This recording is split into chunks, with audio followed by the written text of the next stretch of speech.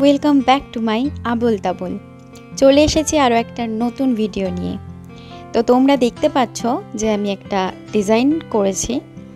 তো এই ডিজাইনটা আমি কিভাবে করলাম, এখানে প্রত্যেকটা প্যাটার্ন আমি কিভাবে করলাম এবং এটা কিসের ওপরে করলাম সবটাই তোমরা দেখতে পারবে যদি পুরো ভিডিওটা স্কিপ না করে তোমরা দেখতে থাকো। তো চলো স্টার্ট করা যাক।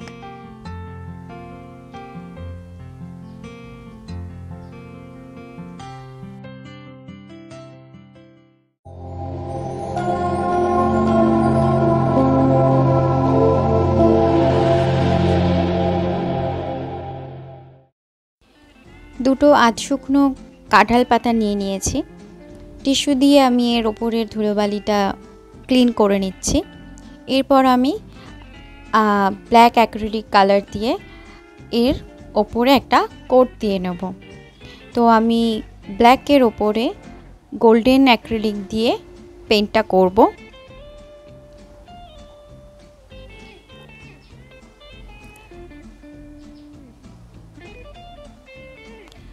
তো কাঁঠাল পাতাতে বা পাতাতে গাছের পাতায় পেইন্ট করতে কতটা সুবিধা বা কতটা অসুবিধা হয় বা কিভাবে করা যায় এটাই দেখানোর জন্য আমি এই পাতা নিয়ে বসেছি পেইন্ট করতে। তো আগে দেখো আমি সবটাই বলবো। তো এটাকে আমি ড্রাই করে নিলাম, পুরোপুরি শুকিয়ে গেছে। এরপর আমি এই গোল্ডেন অ্যাক্রিলিক কালার কিছুটা নিয়ে নিচ্ছি। তো ওটা প্রচণ্ড গাঢ় হয় অন্য অ্যাক্রিলিক কালারের থেকে। সিলভার আর গোল্ডেন কালারটা খুব গাঢ় হয়। তো আমি সামান্য ওয়াটার মিশিয়ে নিচ্ছি। তো আমি স্বাভাবিকভাবে যেহেতু ডট আর্ট করি সব কিছুতে, তো এটাতেও আমি ডট আর্টই করবো ফার্স্ট টাইম। তো বিনা প্রোটেক্টরে বিনা আউটলাইনে কিভাবে গোল কিছু পেইন্ট ডট পেইন্ট করা যায় সেটা দেখো।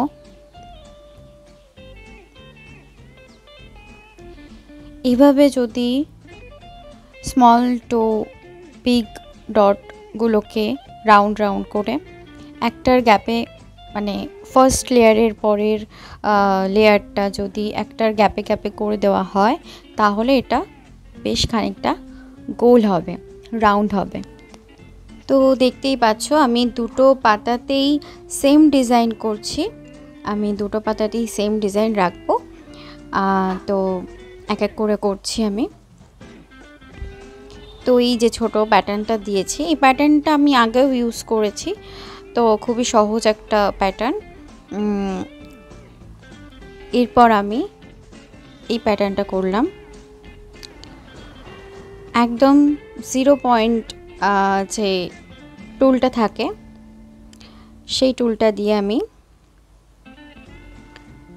এটাকে করলাম। একদম ছোট্ট ডট পড়ে এটাতে। তো যাই হোক, এবার দেখো। তো এখানে একটা প্রবলেম হচ্ছিল এরকমই যে এই পাতার যে শিরাগুলো থাকে না, তো এটা তো ভেতরটা তো পুরো জালের মতো থাকে। তো ওই জালগুলোতে স্বাভাবিকভাবে টুলটা আটকে যাচ্ছিল, কারণ এটা তো ব্রাশ নয়। ব্রাশ যেটা হয় সেটা হচ্ছে কি সব কিছু কভার করে টেনে টেনে নিয়ে যাওয়া যায়, কিন্তু এটা তো স্বাভাবিকভাবে ডট দিয়ে দিয়ে সেই ডটগুলোকে টানার বিষয়। তো এখানে এদিক ওদিক হয়ে যাচ্ছিল। তার উপরে মাঝখানের যে বড় শিরাটা থাকে দুটো পাতারই দুদিকের, ওইগুলোর যখন কভার করছিলাম তখন এদিক ওদিক হয়ে যাচ্ছিল, নড়ে যাচ্ছিল, মানে যে কারণে একটু বড় লাগছিল আর কি প্রত্যেকটা প্যাটার্নের থেকে। তো দেখো আমি এবার এরকম দুটো ঠিক ওই মাঝখানের শিরাটা অনুযায়ী করে নিয়েছি। এরপরে 3টে লেয়ার দেব। 3টে লেয়ার মানে বিগ টু স্মল ডট দিয়ে যাব। এরপর আমি ব্রাশ পেইন্ট করব, একটা ছোট্ট কলকা করব, ছোট্ট একটা ডিজাইন করব। তো দুটোতেই আমি দেখো আরেকটাতেও করে নিলাম সেম ডিজাইন।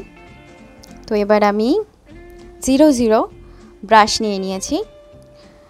তো ওই ব্রাশ দিয়ে করতে খুবই সুবিধা, মানে খুবই মজা লাগছিল আর কি ব্রাশ দিয়ে করতে, কোনো অসুবিধা হয় না। কিন্তু আমি যখন ডট টুল দিয়ে করছিলাম তখন খুবই আটকাচ্ছিল আর কি, করা যায়নি তা নয়, করা গেছে, একটু পিছলে যাচ্ছিল আর কি।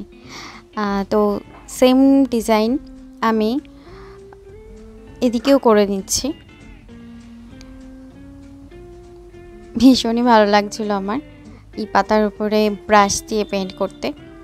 এরপরে কখনো পাতার উপরে আমি ব্রাশের পুরোটাই পেইন্ট দেখাবো। তো এই পাতাটাতেও দেখো আমি সেম ডিজাইন করে নিলাম।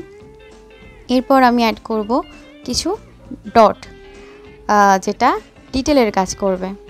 তো তোমরা যারা ভিডিও দেখছো তারা অবশ্যই জানিও আমি এই কাজটা কেমন করলাম, আর কমেন্ট করো, আমাকে রেকমেন্ড করো আমি কি ভিডিও বানাতে পারি, কিসের ওপর কি করতে পারি, তোমরা তো বলোই না। আর যারা সাবস্ক্রাইব করোনি তারা সাবস্ক্রাইব করে দিও, বেল বাটনটা ক্লিক করে দিও, নেক্সট সব যে ভিডিওগুলো আমি আনবো তার নোটিফিকেশান পেয়ে যাবে। তো দেখো অবশ্যই জানিও আমার এই পাতার ওপরে পেইন্ট করাটা কেমন হয়েছে। আমি কিন্তু খুব মজা পেয়েছি, এবং আগামীতে আরও কোনো ডিজাইন আমি দেখাতে পাতাই ইউজ করব, এটা ঠিক করে নিয়েছি। তো আসি আজ, টাটা বন্ধুরা।